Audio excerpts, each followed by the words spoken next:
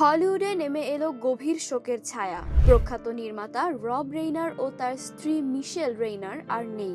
রোববার রাতে লস অ্যাঞ্জেলসের ব্রেন্টউডে তাদের নিজ বাড়ি থেকে উদ্ধার করা হয় দুজনের মরদেহ।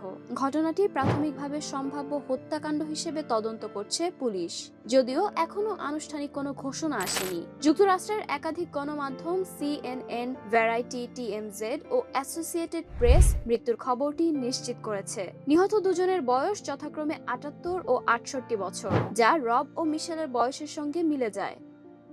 ১৯৭০-এর দশকে জনপ্রিয় CBS sitcom all in the family এর মাধ্যমে পরিচিত পাওয়া রব রেইনার পরবর্তীতে হয়ে ওঠেন হলিউডের অন্যতম প্রভাবশালী পরিচালক। তার পরিচালনায় দর্শক পেয়েছে Stand By Me, The Princess Bride, When Harry Met Sally, A Few Good Men এর মতো কালজয়ী সিনেমা।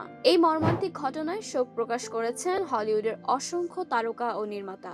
সহকর্মীদের ভাষায়, আমরা শুধু একজন মহান পরিচালক নয়, একজন অসাধারণ মানুষকেও হারালাম।